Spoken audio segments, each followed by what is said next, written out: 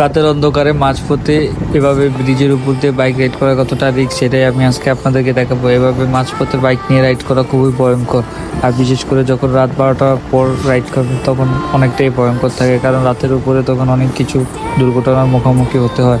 কিছু অসাধু চক্রের হাতও পড়তে পারে, ইভেন কিছু ডাকাত দলও আপনাদের উপর অ্যাটাক করতে পারবো। তাই আমি আপনাদেরকে বলবো যত সম্ভব রাতের 12টা একটার মধ্যে এরকম ব্রিজের উপরে এরকম পানির রূপ দিয়ে রাস্তা ওভারটেক করবেন না, তখন আপনারা কতটা বিপদের মুখে পড়তে পারেন সেটা এই ভিডিওটা দেখলে তারপর বুঝতে পারবেন। তো আপনাদেরকে আমি উদ্দেশ্য করে তারপর বলবো যে রাতে কখনো এভাবে বাইক রাইড করবেন না। সবাই ভিডিওটা ভালো লাগলে অবশ্যই লাইক করুন, শেয়ার, সাবস্ক্রাইব করে দেবেন।